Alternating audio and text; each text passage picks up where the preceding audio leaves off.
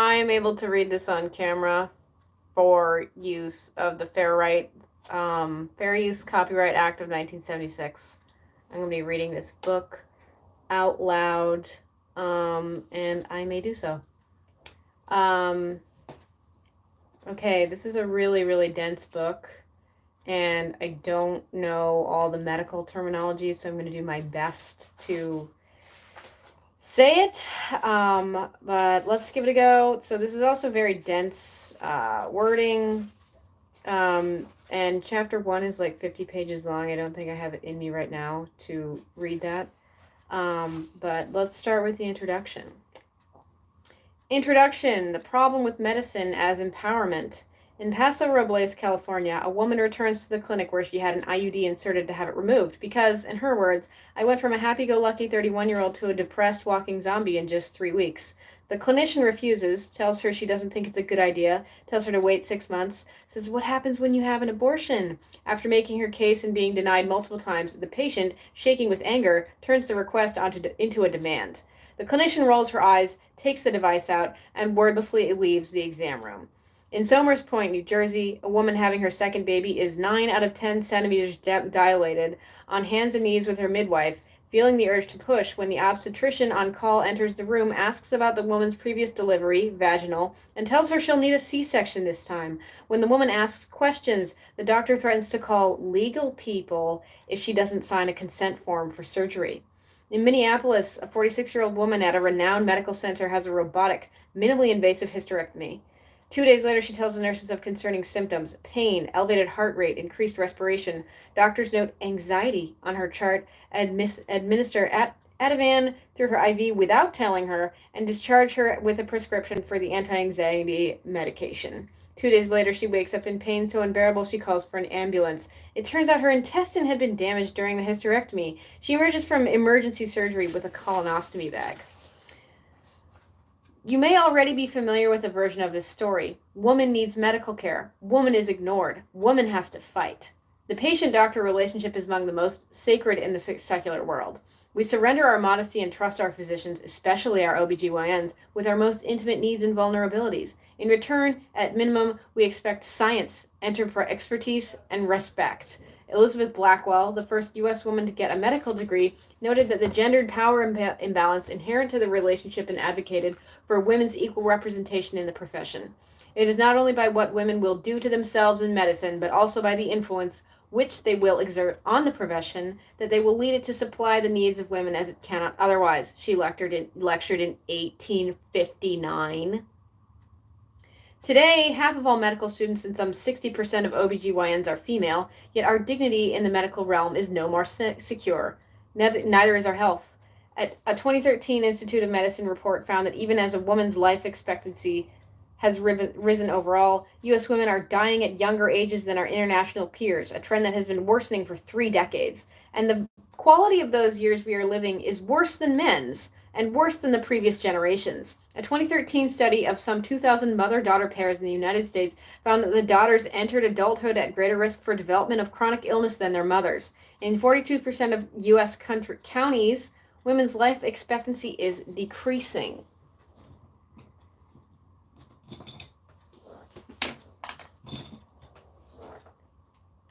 Hold on. Can y'all see me and everything okay?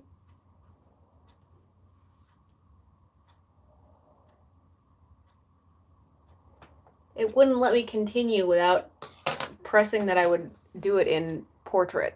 Can y'all see me? Okay, you're not going to respond again. Shocked! I was too. Hadn't we come a long way, baby, from the dark days when cervical cancer was the #1 cause of cancer death in women, the days when breast cancer needed more awareness? Hadn't we conquered perpetual pregnancies? Aren't we all eating more fresh vegetables? And don't women have more power now in medicine as well as in society at large? To try to explain it, one can parse the generational and international differences. We live in a more toxic environmental soup now than in our parents' and grandparents' day, and the lack of guaranteed health care is a unique driver in the industrialized world. Another explanation, to be blunt, is racism. Black women are more likely to die of heart disease, breast cancer, and pregnancy, and when researchers drill down to determine why, the salient factor is the stress caused by the daily wear and tear of being a woman of color in 21st century America. Health disparities hold true for men of color as well. But why is our health slipping when women in the United States visit more doctors, have more surgeries, and fill more prescriptions than men? Bias is a problem. Women having heart attacks and strokes are more likely to be misdiagnosed by ER doctors and sent home.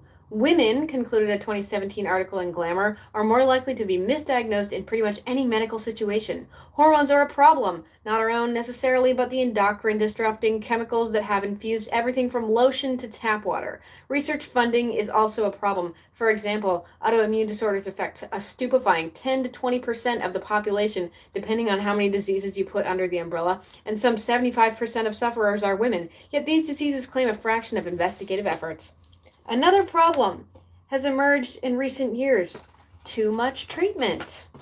In November 2009, U.S. Preventative Service Task Force, USPSTF, an independent group of physicians and researchers that makes recommendations on disease screening, ignited a firestorm when it recommended that women get fewer mammograms.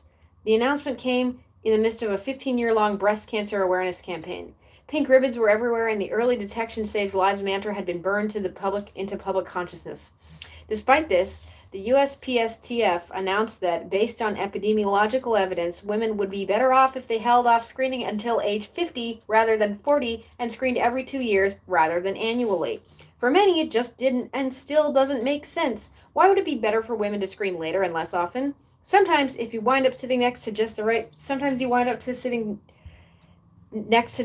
person at lunch. I was at a health conference around the time of the USPSTF's Pink Grenade, and that person was Ned Kalong, then the task force's director.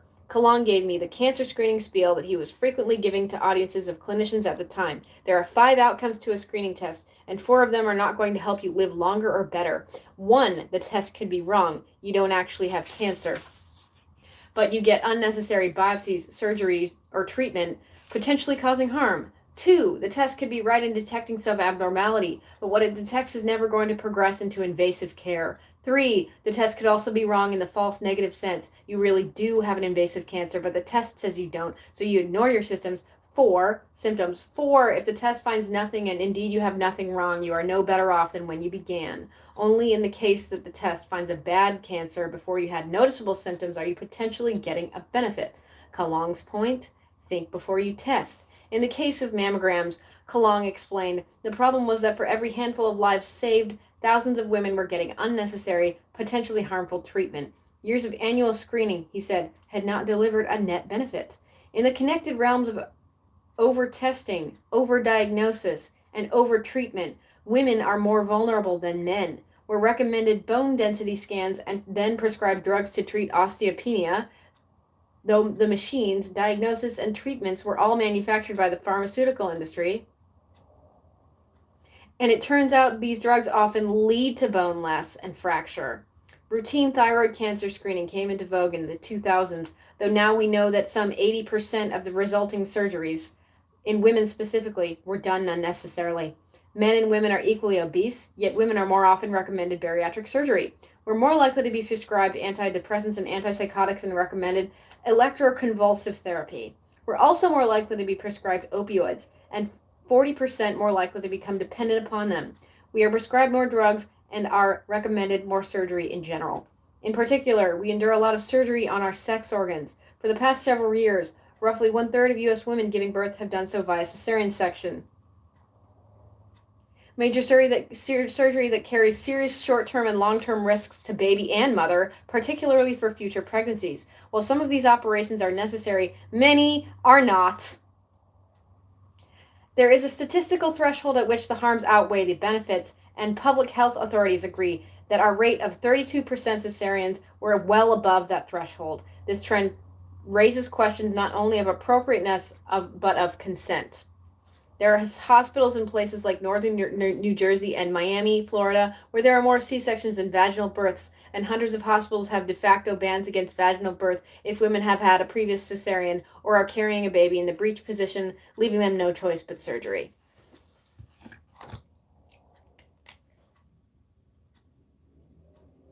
The cesarean rate is now a public health crisis, a likely contributor to the rising number of maternal deaths, and most maternity care is still largely an outdated, one-size-fits-all assembly line. Clinicians frequently induce and speed up contractions, immobilize women on their backs, restrict food and water, and tell them when and how to push if they aren't pushed into the operating room first. If overtreatment is defined as instances in which an individual may have fared as well or better with less or perhaps no intervention, then modern obstetric care has landed in a deep quagmire. Maternal health leaders warned in a 2014 report. At least this scenario has not been getting more attention recently. A wave of headlines have asked why practice standards vary widely across states, counties, even individual hospitals, why so many mothers are dying in childbirth, and why countries with better outcomes employ more midwives than doctors.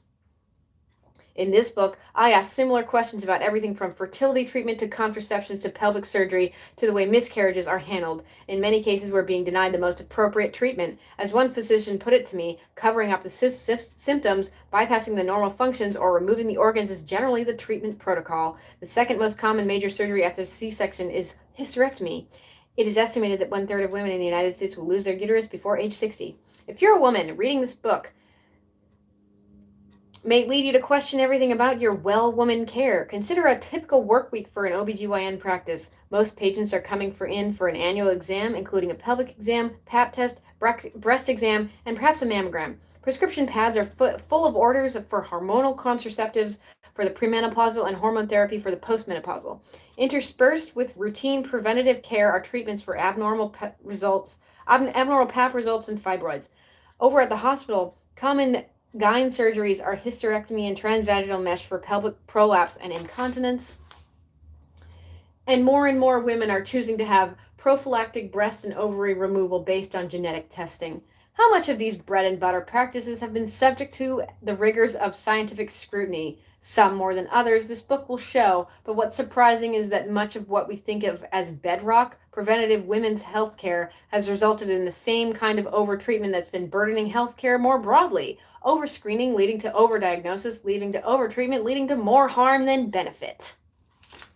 You may have heard that it takes an average of 17 years for scientific evidence to change medical practice. A 2013 CDC survey of primary care doctors and OBGYNs found that around 75% continue to offer yearly pap tests, even though USPSTF recommended in 2003 that they be done every 3 years. This is because most cervical abnormalities and HPV infections clear up on their own and do not progress to cancer, while the freezing, burning biopsy procedures that follow from abnormal results can cause scar tissue, sexual pain, and pregnancy complications like preterm birth. The routine manual pelvic exam, often conducted by doctors in concert with the PAP, has been found over and over again to deliver only discomfort, anxiety, and a 98% false positive rate. In 2014, the American College of Physicians reviewed 7 decades of studies and recommended that physicians stop doing them without cause. The American College of Obstetricians and Gynecologists responded that it firmly believes in the clinical value of annual pelvic exams, even if they are not evidence-based. One female obstetric leader told the Washington Post that it is a time of intimacy between the patient and care provider, when patients might disclose problems they would otherwise keep mum about. Long-held beliefs are difficult for us patients to give up as well. The truth is, women seem to want and expect an annual exam. Surveys show we find it reassuring. Even if we know mammograms are a poor test, we figure it's better than nothing, and advocacy groups like Susan G. Komen openly contested the USPSTF recommendation for years. Women often lament that hormonal birth control spins their moods out of control, but we accept these consequences as necessary rites of passage, or more disturbingly, because we feel we have no choice. Do we sometimes confuse medical technology with empowerment? There are no sacred cows in this book. Part of my hope is to offer a corrective to what I've noticed is a tendency in the mainstream media and among those with feminist sensibilities in particular to trust medical opinion over evidence, to embrace the latest reproductive technology without carefully weighing the costs, and to dismiss sources that don't comport with the dominant narrative. I've seen this happen time and again with reporting, for example, on epidurals, egg freezing, the latest libido drug, IUDs, the HPV vaccine, infant formula, and the grandmother of all medical liberators, the pill. I've also noticed a reflex discount to any elevation of the natural, be it childbirth, birth control, or approaches to treating illness. Some feminist scholars have denounced that the new materialism of women seeking home births and attachment parenting. They've even taken aim at the vast evidence on the benefits of breastfeeding. I should say here, in that discussing women's health, I'm referring mainly to those born with female sex organs, however they identify. People who have hormonally or surgically transitioned are an exception to many of the concerns of this book, as they may welcome the full use of medical technology in the service of maintaining their gender identity, and I respect that choice. The unique health risks of reassignment surgeries and transition hormones are beyond the scope of this book, though people who have transitioned or are in the process of doing so may still find value in knowing the health impacts of many treatments and procedures discussed here. In these chapters, I take the reader into the fertility lab to examine at the cellular level what it means to freeze the biological clock. I ask why we still remove more wombs in America than any other major organ of either sex, and what that means for women's quality of life, especially our sex lives. I report on discoveries in technologies largely unknown or dismissed, from the wonders of fertile cervical fluid to the vastness of the clitoris to the causes and remedies for our most intractable pelvic pain. To understand typical GYN care, gyne care, I retrace its history as a profession that has spread itself thinner and thinner and gets far less hands-on training in the operating room than any other surgical specialty. And I go back to the 1970s women's movement to understand how, in this supposed age of empowerment, our bodies are still so vulnerable to medical control and double standards. That moment did advocate for the medical establishment to drop the doctor knows best attitude, that movement. It educated women about their bodies and urged them to take more control in the doctor's office or walk out of it if need be. It fought for more prudent research and less wholesale experimentation on women. And it sent women into droves into previously all-male medical schools. By some measures, things improved. But even as the Me Too movement has forced a reckoning of how women's power is systematically undermined by sexism and violence, we haven't examined the role the medical system plays. There is an entire subgenre of reportage and a memoir about our failing American healthcare system, in which pharma has outsized influence on research. Costs are out of control, and good physicians are bullied by administrators with what are called perverse incentives. Contextualizing the $3.5 trillion we've spent on healthcare has become a parlor game, equal to Germany's entire economy, 1.5 times the global auto industry. Feminists have been agitating for decades about how research still mainly happens on male bodies. Even male rats are used more than female rats.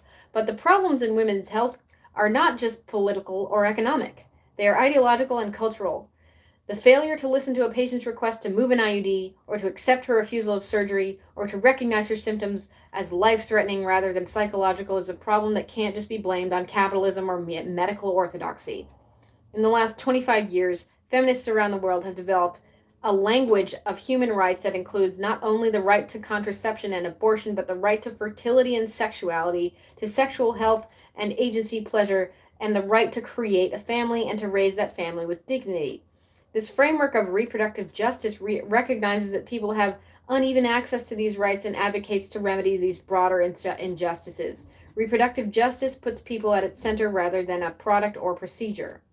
If we look at the typical U.S. healthcare within this reproductive justice framing, a troubling picture emerges, one that changes the empowered consumer post-sexual revolution narrative.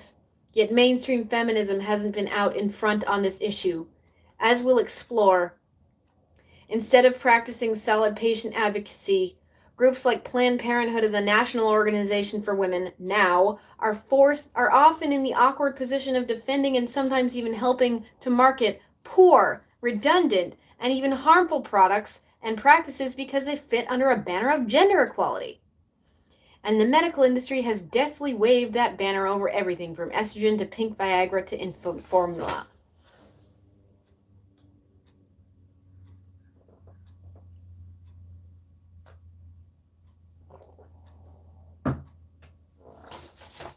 Sometimes the person you're meeting for lunch hands you a perfect metaphor.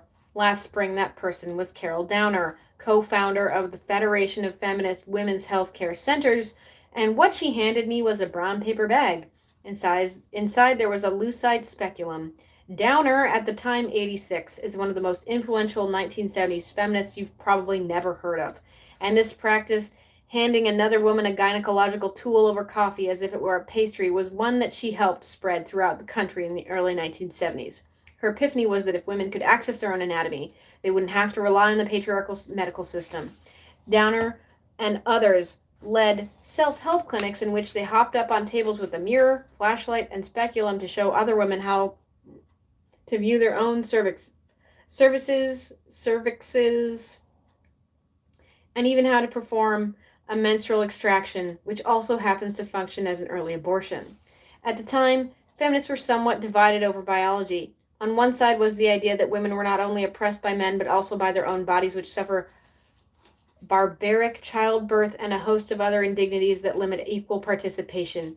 If biology was destiny, that destiny was a problem. That destiny was a prison. Modern medicine, on the other hand, offered liberation. Our bodies are different from men's, but science could make them equal.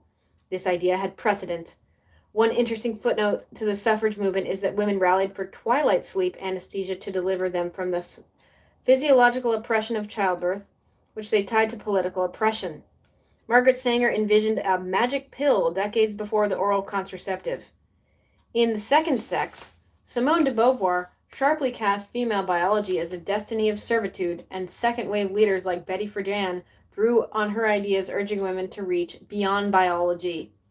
There was logic here. If women were being reduced to their natural biological functions, one response was to transcend them, negate them. Women are defined, valued, judged in one way only, as women, that is, with sex organs that must be used, wrote Andrea Dworkin. Women's work is done below the waist. Intelligence is higher. Women are lower. Men are higher. It is a simple, dull scheme, but women's sex organs in and out of themselves are apparently appalling enough to justify the scheme, make it evidently true. Downer and her camp had the opposite reaction: embrace biological difference, demand acceptance, seize control. Self-helpers believed that fluency and control over one's own biology was fundamental to the pursuit of civil rights. An extraordinary social movement has developed around the idea that women should control their own bodies, wrote journalist Claudia Dreyfus in 1977. What unites these women is their belief that self-knowledge of anatomy and bodily functions can be liberating. None of us can be healthy in a system that creates sickness out of normal life functions that profits from illness. Conflict with the mainstream women's movement was almost immediate. When Downer attended her first NOW conference in 1971 in Marina del Rey, California, with other like-minded activists, bags of specula in hand, they weren't even going to give us a table, she told me. The activists ultimately got the table but were forbidden from getting too graphic. Since they did workshops quietly in 2 rooms, 20 minutes, so they did workshops quietly in 2 rooms, 20 women at a time. Over the course of the conference, every woman came in, and they left with a plastic speculum in a little paper bag, Downer said. So by the end, all the women were walking around with paper bags. This radical arm of the women's movement won many gains. It led to the publication of Our Bodies, Ourselves, still considered the mainstream feminist health Bible. It led to direct actions against high-dose birth control pills. Diethylstilbestrol, the Dalkin Shield, and exclusion of women from clinical research, and the isolation of women in maternity wards. In Chicago, the self-trained underground group Jane Collective performed thousands of at-home abortions without incident before Roe. But once abortion became legal, self-help came to be seen by many as a growing pain. It was a navel-gazing, essentialist, retro. It glorified difference when the point was to prove how women deserved the same treatment as men. Movement energy went toward concerns outside the body. In essence, women should become doctors, not play doctor. The minute you started grounding something in the body, a body inherently different from the male body, there's this fear that we're all going to be barefoot and pregnant in the kitchen, explains scholar Wendy Klein. Feminist health activists regret this turning point, for it had wider implications, even in terms of what was researched. There was fear that if we knew about sex differences, they'd be used to discriminate against women, says Sue Carter, who is a professor of biology at Indiana University and director of the Kinsey Institute that has been in the field for 50 years. The women's health community pushed back hard on this in the 90s, and some things changed. The National Institutes of Health NIH, for one, created an Office of Research on Women's Health, though it is barely funded. But the basic science, the basic understanding of women's health, fell in the cracks.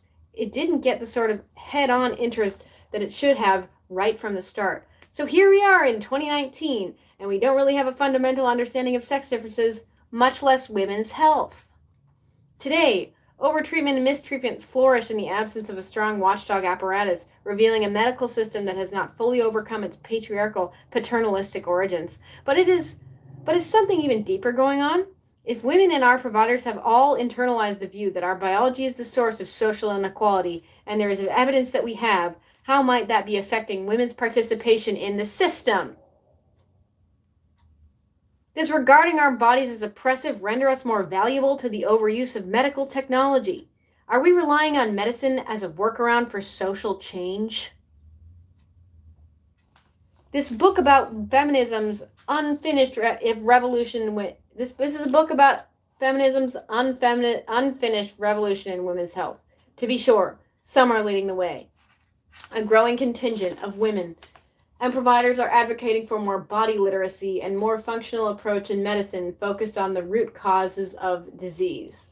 There is grassroots political momentum for paid parental leave and tax-free tampons, and popular outrage when Facebook or Instagram censors images of birth or breastfeeding.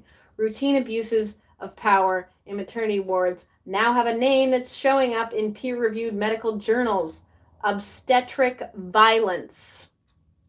And a new underground of community abortion providers is enabling women to take matters back into their own hands. The ideal of reproductive justice is being adopted, at least in name, by more mainstream groups. Reproductive justice is truly a universalist framework because it's based on human rights, says Loretta Ross, one of the creators of the framework. There is no variation in what rights you are entitled to. What varies is your ability to seek access to those rights. Still, there are forces pushing back, and one of them is how patients and providers both conflate medicine with liberation. This book makes a case for health care that's more respectful of female physiology and for a more health-conscious feminism, one that reframes empowerment to include not only control of our bodies, but also our right to support, protect, and enjoy them.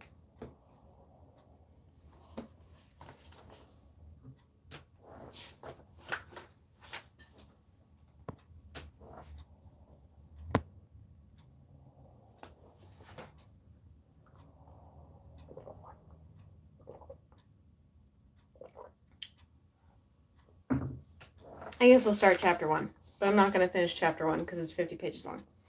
I guess it's 48 pages long, but it's still too long. Okay. Chapter 1, Church of the Magic Bullet. The first symposium of the uterine cervix was organized by a young male scientist on January 25th, 1958 at the University of Malmö in Sweden. Erik Odeblad had graduated medical school and held a PhD in physics. He had written his dissertation on cervical crypts, the microscopic pockets within the neck of the uterus that produce cervical fluid. As a med student, Odeblad had become thoroughly entranced by the stuff while involved in the study of vaginal microbes. He had peered at the crevices of 153 women, often several times, collecting 520 fluid samples in all. He quickly lost interest in the microbes, but was transfixed by the varied cervical secretions, clear and viscous at times, opaque and lotion-like at others, and sometimes barely present. The accepted medical wisdom of the time was that these changes were just varying dilutions of the same mucus, we'll come back to this word choice, and not significant, but Odeblad and other scientists had suspected they had a close relationship with ovulation. They were right. Many years later, Odeblad would prove that cervical fluid enables sperm to reach an egg. But before he could do that, he needed a way to analyze the secretions. Like any good scientist, he searched for the literature for what was already known. Other scientists publishing in the 1940s had noticed the cyclical variations, but had not been able to explain their purpose. It is likely that midwives going back to antiquity noted cervical fluid, and as male physicians began peering under women's skirts, they too began to notice it and to speculate in newly established medical journals. In 1855, the physician W.T. Smith pointed out that conception is most likely to occur at the time of the menstrual cycle when the mucus content of the cervix is in its most fluid condition.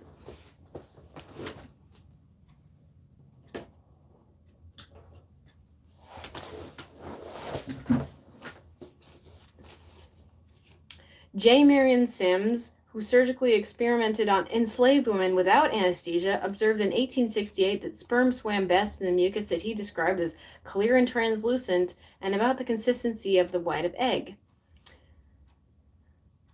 But these were just hypotheses based on observation, not lab science. Odeblad wanted to know how and why. What function did these fluids serve, and how did they relate to reproduction? One thing that fascinated him, by which he did not mention in his first published paper, was that the bacteria he had been studying were only present in cervical mucus collected prior to ovulation. This was, in other words, an indication that post-ovulatory mucus was able to exercise an antimicrobiological effect, he would later write. This observation hinted at high-level functioning and at molecular variation among the fluids produced by the cervix, but a typical lab with microscopes wouldn't be of much help in proving or disproving his hypothesis. He needed to know what elements were present in these fluids, how much hydrogen and oxygen, for instance, and he needed to see them in action. Another paper caught his eye on a new method for measuring viscosity. Nuclear magnetic resonance, NMR, which would later evolve into a magnetic resonance imaging technology, MRI. Odeblad was probably also well aware of the 1952 Nobel ceremonies in Stockholm, where Felix Bloch and Edward Purcell were awarded the prize in physics for discovering NMR. If Odeblad could study the different cervical fluid samples with NMR, then he could figure out their material composition and structure, which would help unlock the properties of each, and prove that they indeed had discrete functions. So in 1953, Odeblad traveled to California as a Rockefeller Foundation Fellow at the UC Berkeley to study the technology. The Rockefeller Foundation had been investing in science for some years, bringing scientists from around the globe to Berkeley. Also notably, the year 1953 was when the foundation began cautiously investing in family planning under longtime pressure from John D. Rockefeller III, who had personally helped launch the Population Council. The fellowship turned out to be a bust. One of Odeblad's main goals had been to get access to the NMR machine across the bay at Stanford, where Bloch was tenured. But when Odeblad met with the esteemed professor and asked if he might use a spectrometer on human samples, Bloch held his technology close. He made it clear that NMR was a tool for physicists, not for research into physiology, medicine, or biology, wrote a scientist who talked to Odeblad about the encounter. Back in Sweden, Odeblad found another potential collaborator, this one more of a sharer. Gunnar Lindström, who had just received his PhD from the Nobel Institute of Stockholm, essentially let Odeblad hack his NMR machine. By December 1954, the two had applied NMR to study liver, muscle, fat, tendon, cartilage, and other bodily tissues, and they submitted a paper detailing their services. With its publication in 1955, they accomplished it at first in medical science. They were the first to use NMR to study the human body, though this probably wasn't clear to either at the time. Lindström quickly bored of academia and went to work for SAAB, the auto company. Sob, lol. Okay, Odeblad took his new skill and went back to studying cervical mucus, his primary goal all along, and the one to which he would devote the rest of his career. He would become the first professor of medical biophysics at his university, a brand new field he himself had pioneered. In order to continue his work, he built his own NMR machine in the OBGYN department of the hospital where he worked. We should probably add inventor to his list of accomplishments. He constructed over 3 in the course of his career. By 1957, Odeblad had accumulated enough breakthrough knowledge on cervical fluid that he convinced his colleagues to host the symposium in Malmo. They invited OBGYNs from across Scandinavia. There was increasing interest in the uterine cervix that prompted the meeting, where Odeblad had unveiled the physics of the cervical mucus. He reported on its density, the optical transparency in its color, and its index of refraction. He discussed its viscosity and fibrosity, its rate of flow and flow elasticity, all of which he noted are of considerable importance to the molecular physics of the cervical mucus. He performed more complicated physical studies such as diffusion measurements and proton magnetic resonance phenomena of cervical mucus. At the time, cervical fluid had never been given such monumental respect or granular attention. It was merely discharge, a waste product at best, a sign of infection at worst. In the years since Odeblad's first paper, another scientist made the observation that the size and shape of the cervix changes at mid-cycle to allow for a greater volume of fluid. Here was this dynamic organ. the mouth of the womb, to be clear, gesturing, signaling, and Odeblad was trying to decode her language. Odeblad would publish some 60 papers over the next several decades, thereby confirming many of his then radical hunches. Number one, that the cervix secretes distinct types of mucins that serve distinct functions. Number two, that they are produced in individual microscopic glands within the cervix, which had already been named dismally crypts. Number three, that each secretion is stimulated by sex hormones released by the ovaries. And number four, that each type of cervical fluid has an important function in reproduction, most notably the watery, viscous, egg white like substance that is made around the time of ovulation, which he and others would later refer to as hydrogel because of its extremely high water content. One of Odeblad's most stunning discoveries was that this hydrogel is both portal and selector of sperm. At another symposium in 1976, he presented a taxonomy of the fluids. The stretchy egg white secretion is actually two types of fluid combined, L and S. The S type, he observed, has a long string-like molecular structure, while the structure of L is more oval. Those strings provide streams for the sperm, which a swift current that draws them into the cervical canal. L mucus is structured like pebbles in a brook, and the watery S mucus running between them. He wrote in 1983, he suspected, rightly, that one of the physiological functions of the L mucus is probably to capture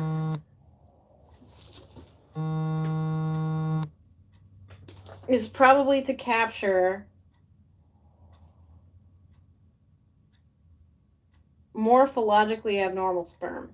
Meanwhile, what he called G mucus both precedes and follows ovulation, is thick and acidic, kills sperm on contact, and blocks the cervical OS, it's lowercase, I don't know that word, which aids in retaining the sperm which have colonized the cervix after swimming up from the vagina. In other words, thanks to Odeblad's inquiries, we gain concrete scientific evidence that fertile cervical fluid is actually what enables sperm to meet egg. Cervical fluid, not semen alone, should equally qualify as baby batter. It is not clear that sperm can even get close to the egg without it. What Odeblad discovered amazed him and could have amazed the world had it been aware of his discovery. People already suspected that women are fertile for only a handful of days each month. Odeblad made it clear that these days are marked by a reliable, observable physical sign, that is, the presence of a fertile cervical fluid. This also meant for the rest of the month, when there is neither egg nor medium, it is impossible to become pregnant. For more than 3/4 of a cycle, women might as well be on a 100% effective contraceptive. This was nothing short of a breakthrough in human knowledge of fertility, which for a long time had been hazy on the details. Though we had figured out that vaginal intercourse with male ejaculation led to pregnancy, the dominant thinking for centuries was that men deposited little humans in women. How dumb. In order to prevent or end pregnancy, midwives and healers recommended all sorts of pessaries, poisons, and treatments in the vagina. They attempted to block the semen from reaching the womb, douche, steam, or smoke it out, or shake the seed loose once inside. Failing that, various herbs were used to restore the menses. One study counted upward of 400 remedies, both contraceptive and abortive, dating from ancient times. Withdrawal was mentioned in both the Torah and the Hadith, and is much more effective than we usually give it credit for. More on that later. In various places at various times, women and couples were successful at limiting the number of children they had, so we know that some methods worked. Still, we only had a fuzzy idea of what about the window of fertility.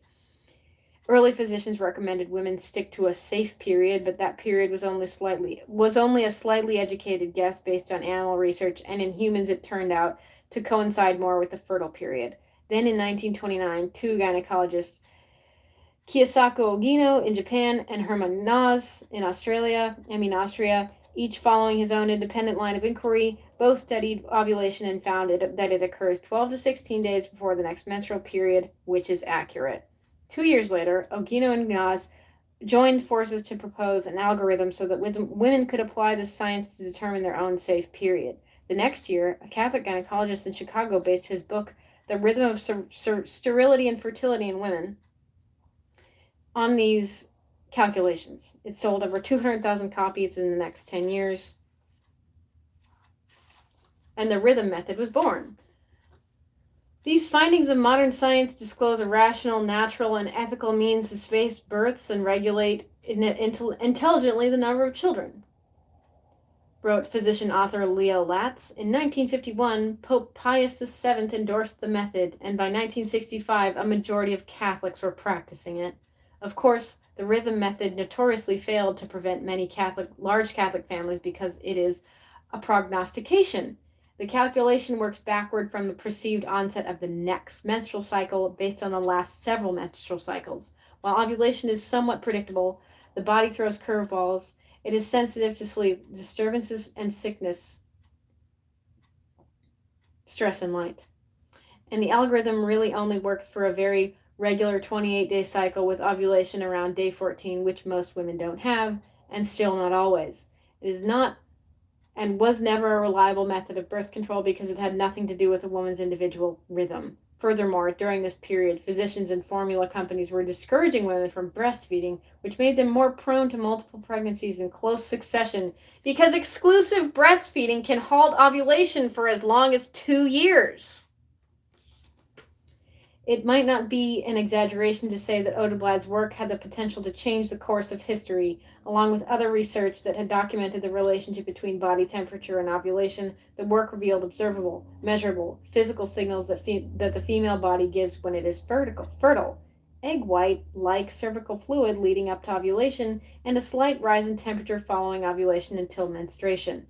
These two signs, if closely observed, are two main components of fertility awareness-based methods of contraception, also known as fertility awareness method or natural family planning, in which women track their cycles, a task now aided by dozens of apps, and either abstain or use a barrier method for intercourse during their fertile window. In skilled hands, it is upward of 95% effective. But Odeblad's work and the work of other scientists drawn to crack the code of female ovulation did not find their way to the mainstream. Our Bodies Ourselves was several years away, and the cervical mucus still struggles for ink even in the most progressive publications. Furthermore, the Western zeitgeist in the 1950s was less interested in the intricacies of human biology than in the mastery of it. Better living through chemistry. The world wasn't quite ready for the contraception based on body literacy. It was ready for the pill.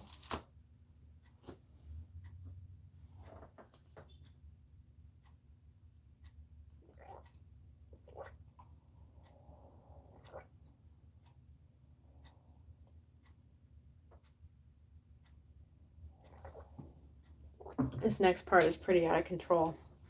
How are y'all?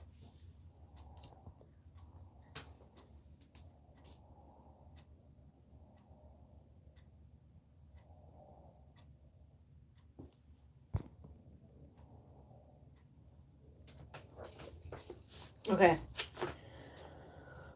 This is really fucked up, so know that. Modern life is based on control and science. By 1950, Margaret Sanger had coined the term birth control and planted it firmly in the public conversation. She had established a network of clinics around the country and shifted public attitudes about sex and reproduction. But the movement still had little to offer in terms of practical tools. Diaphragms and cervical caps were difficult to obtain and often poorly fitted. The condom required amenable men. Most of the research and development that was happening was on impractical, unsexy spermicidal foams and jellies. Sanger was 70 years old and had recently survived a heart attack. She was feeling her own mortality and was somewhat desperate to see her vision of sexual freedom through. This is the most likely explanation for her appeal to the renegade scientist Gregory Pincus. Pincus had successfully created in vitro rabbit embryos and, as a result, had been rendered a monster in the press, been banished from Harvard, and gone rogue with his own startup lab in working-class Shrewsbury, Massachusetts. Sanger's vision, which she proposed to Pincus, was very clear. She wanted a contraceptive that was inexpensive, easy to use, discreet, and 100% effective. Something scientific. Something that wouldn't hinder sexual spontaneity, or mitigate pleasure, or harm a woman's future fertility. and she was very specific that it be a pill, something a woman could swallow with her morning orange juice. She had in fact been dreaming of this magic pill for most of her adult life. Pincus was one of the most knowledgeable scientists in mammalian reproduction and had little to lose in taking up the cause. He also didn't need anybody's approval, and he had an idea of how such a pill would work. More than a decade earlier, researchers at the University of Pennsylvania had shown they could prevent ovulation in rabbits with the hormone progesterone. With a pittance of a donation from Planned Parenthood, he began replicating this research on rabbits and then rats. By 1953, while Odeblad was trying to get his hands on an NMR machine in California, Pincus had begun testing different compounds of progestin, synthetic progesterone, on women, several of whom he sourced from a Worcester insane asylum. 3 years later, the pill was, as we know it, would be approved by the FDA for menstrual disorders, and by 1960 it would be sanctioned as a contraceptive. What's interesting and rarely noted is that Pincus and his collaborators, Min-Chua Chang, a reproductive biologist, and John Rock, a Catholic physician in Boston, who tested the compounds on his own patients, and the physicians who later carried out their experiments in Puerto Rico, all grounded their work in the same science in which the progenitors of fertility awareness-based methods grounded theirs. They tested women's temperatures as a proxy for ovulation. If the temperature didn't rise, they knew the woman didn't release an egg. They observed women's cervical mucus and found that under the influence of progestin, there was no period of stretchy, fertile hydrogel, but rather a constant thick mucus, very hostile to sperm, what Odeblad called G mucus. They also observed that the women stopped having periods. Thus, their uterine linings were too thin for implementation of a fertilized egg. Pincus and Rock and the other investigators found that progestin acted on the pituitary gland, preventing it from releasing the hormones that signaled the ovaries to ripen and release eggs. But it also had these other effects, so they were not clear by which mechanism it worked to prevent pregnancy. They also had very little awareness of how it was impacting their bodily systems. But even in the mid-1950s, they had reason to wonder. Beginning in the late 19th century, with the rise of physiology, scientists became interested in the body's glands: pituitary, thyroid, pancreas, adrenal, ovaries, and their excretions, that is, hormones, which scientists realized directed much of the body's systems. Hormones are often called messengers, but this term really doesn't give them enough credit. They cause tissue to grow or recede. They determine the building or breakdown of muscle, bone, and fat. They convert glucose. They affect blood pressure, pH, and electrolytes. They determine sleep or wakefulness, hunger or satiation, euphoria or relaxation, fight or flight. In a word, hormones greatly influence how we feel and whether we are well. Researchers at this time tried to isolate each excretion and decode its function, and then replicate it in the lab. The discovery of insulin, for example, was a game changer because it made diabetes a manageable disease. This was the beginning of endocrinology. By the 1920s, gynecologists believed that the ovaries were very important for women's health and well-being, not only for their reproductive cycles, but their physical and mental health, as well as their femininity.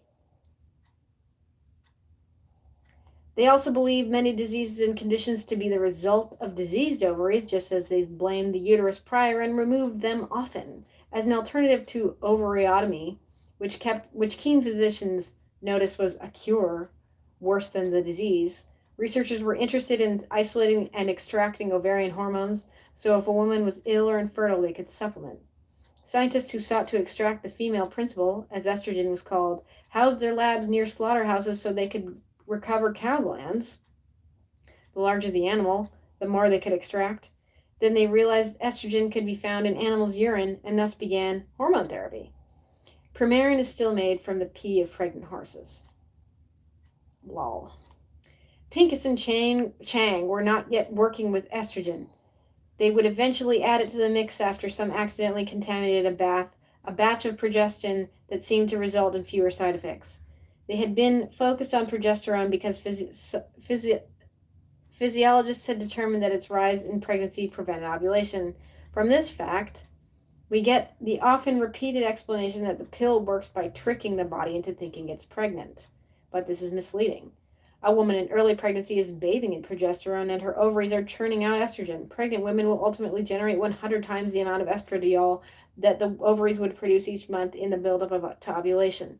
As anyone who's experienced pregnancy will tell you, it can be extremely taxing. But in addition to months of luscious hair and that full body glow, the hormones of pregnancy, not just estradiol, but those two other forms of estrogen we never talk about, estrone and estriol, are protective. For every baby a woman births and breastfeeds, her breast cancer risk drops. Her risk of endometrial cancer drops as well. Her brain maps new neural pathways. Looking at a woman's long-term health, pregnancy can be a net gain. The pill's one major upside is that it reduces a woman's lifetime risk of ovarian cancer, which is already very low. But synthesized versions of estrogen and progesterone do not have the same protective effects as those produced by the human body.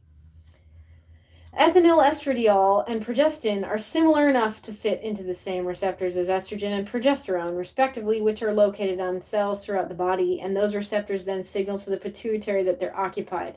This causes the ovaries to stop producing either of those hormones. And physiologically, this is a net loss, argues Geraldine Pryor, an endocrinologist and founder of the Center of Menstrual Cycle and Ovulation Research in the University of British Columbia. Pryor writes about the preventative powers of ovulation, specifically to prevent osteoporosis, breast cancer, and heart disease. On a graph, a healthy ovarian cycle looks like lapping waves of estrogen, progesterone, and two pituitary hormones, follicle stimulating hormone or FSH, and luteinizing hormone or LH. All are bottomed out on day one of a menstrual cycle, which explains why many women feel bottomed out. And then FSH begins to rise, which stimulates estrogen. Estrogen peaks just before ovulation, along with the peak amount of cervical fluid, which is roughly in the middle of the graph, and then begins to taper off along with FSH as progesterone and LH ascend until progesterone declines, which releases the menstrual flow, and the cycle begins anew.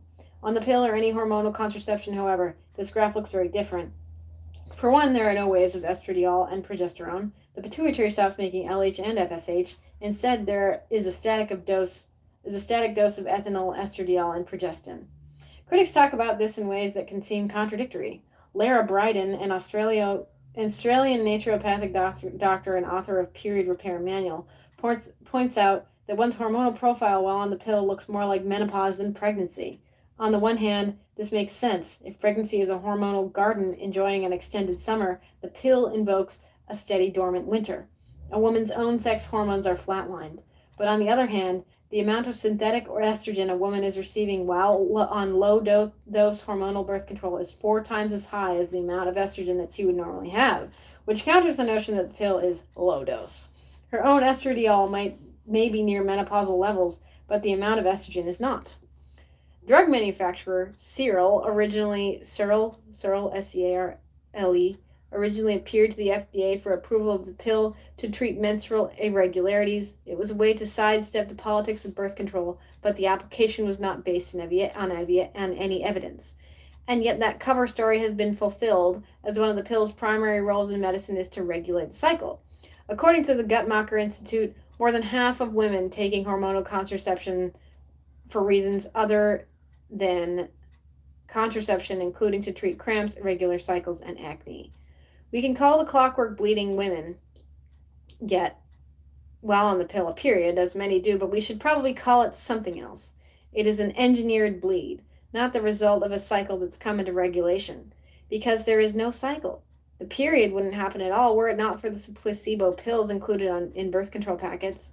This was part of the pill's design, because at the time of its development, women were thought to be reassured by a monthly flow. And John Rock thought the Catholic Church would be persuaded to sanction the pill if it were simply mimicking their natural cycle.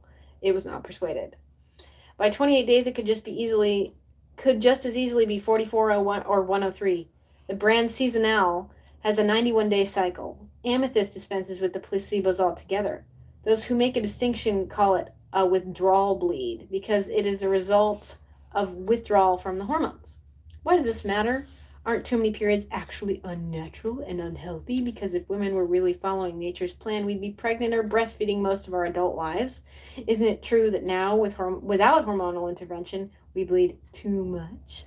This argument for menstrual suppression has its own impressive shelf life, but rarely mentioned are the conflicts of interest of its promoters. Brazilian physician and scientist Elismar Coutinho who is most famous for his research that led to Depo-Provera, and American scientist Sheldon Segal, who developed Norplant. Both products, not coincidentally, suppress bleeding. In 1999, they co-authored a book whose title Is Menstruation Obsolete? No shocker at all, they're both spoo drugs. The book, which was a media sensation, argued that the incessant ovulation of modernity has no physiological purpose and only causes women pain, suffering, inconvenience, and anemia. Coutinho has said that his greatest contribution to humanity was to realize that menstruation was unnecessary, a disposable phenomenon. Women could reproduce without bleeding because menstruation is not a condition to pregnancy. Menstruation is unnecessary. Ovulation is necessary. Malcolm Gladwell was so taken by this epiphany that he wrote in a famous New Yorker piece that there is no medical reason to menstruate. Y'all should go watch my video where I talk about free bleeding and how I talk about that men who are afraid of periods are actually secretly pedophiles. But I digress. The promise of the pill, this is Malcolm Gladwell. The real promise of the pill was not that it could preserve the menstrual rhythms of the 20th century, but that it could disrupt them.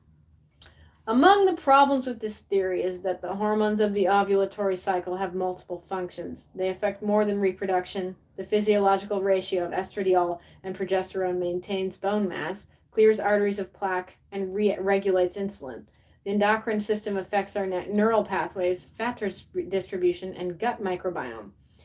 Chandler Mars, who holds a PhD in neuropsychology and founded the website Hormones Matter, points out that the mitochondria in our cells, the very building blocks of our bodies, need estrogen to function properly.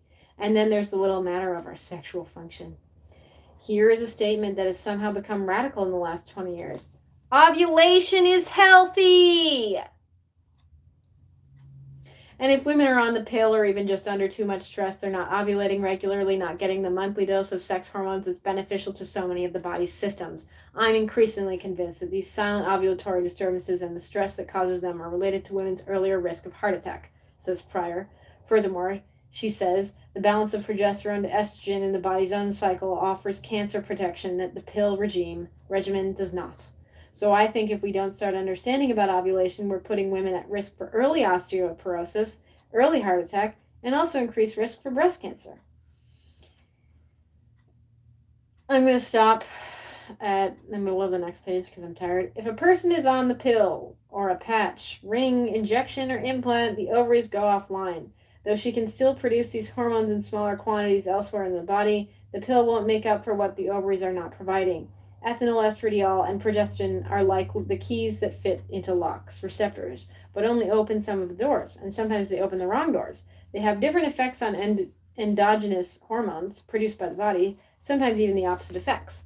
Case in point, the body's own progesterone enables the implementation of an embryo, while levonorgestrel used in many pills, IUDs, and the morning after pill thwarts it. Progesterone is a natural anticoagulant, while the newer fourth-generation progestins increase the risk of blood clots. A typical informed consent conversation between a person and their doctor includes mention of the clot risk, a question about smoking, and perhaps a conversation about body mass index. Blood clots and strokes are rare, but known, accepted, established risks. The hormones have effects on the other bodily systems that get little to no attention. They may not be as life-threatening as a stroke, but some we could still fairly call risks. Others we might call drawbacks.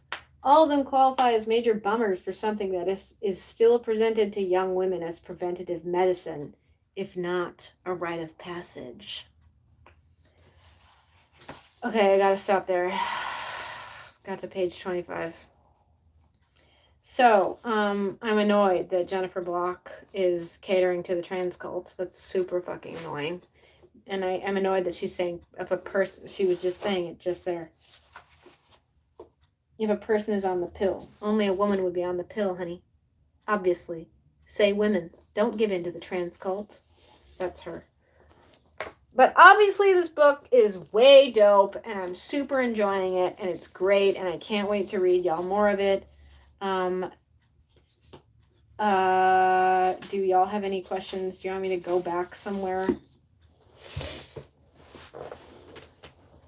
Hello? Hello, everyone.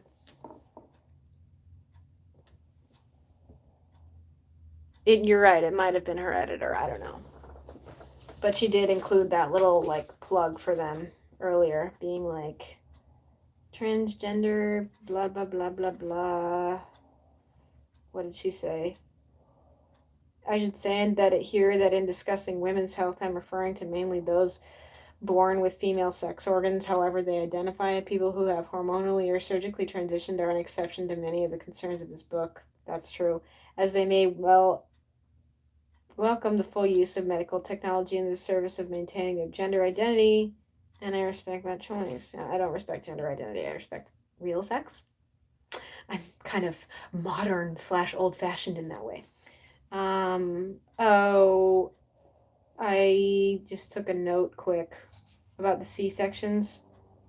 There are hospitals in places like northern New Jersey and Miami, Florida, where there are more C-sections than vaginal births, and hundreds of hospitals have de facto bans against vaginal birth if women have had a previous cesarean or are carrying a baby in the breech position, leaving them no choice but surgery. Yeah, that's called being lazy. You can actually move a baby in the womb. It's possible. I just wrote lazy. So I'm looking at you, New Jersey, Florida. Y'all are fucking lazy. When it comes to birth. And then I circled today, half of all. That's my neighbor Oreo. He's very cool. Oreo agrees with me. Okay. I circled today, half of all medical students and some 60% of OBGYNs are female. That should be 100%.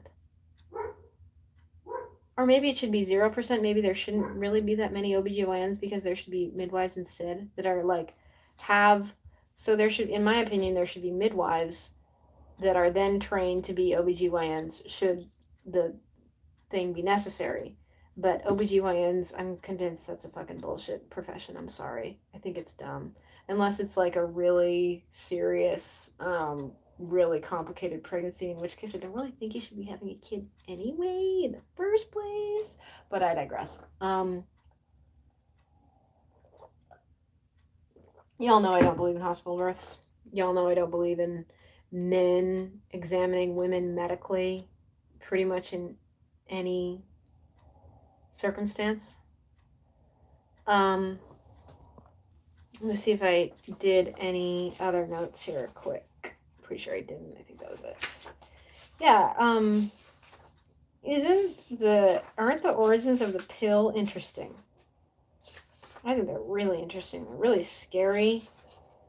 That guy Pincus, he is the grandfather of in vitro stuff, and he's also the grandfather of the pill. And that's very concerning. He was a mad scientist banned from Harvard because he was doing in vitro on rabbits, and they were like, dude, what the fuck? You're crazy. Get out of here. Like, hello.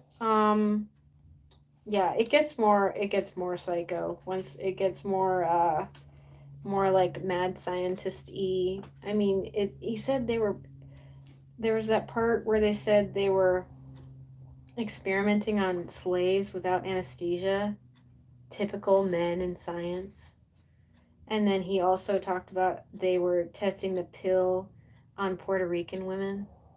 It gets into more depth about that in a few pages, but I'm too tired to carry on right now. So I hope y'all liked this.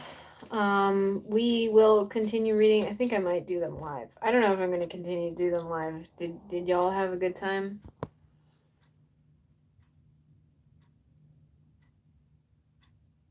Yeah, I think I'm going to continue to do this live. I might just make them regular videos, though.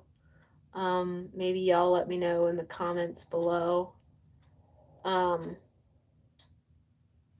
Do you have any questions or want me to, like, reread any certain part? Because I can.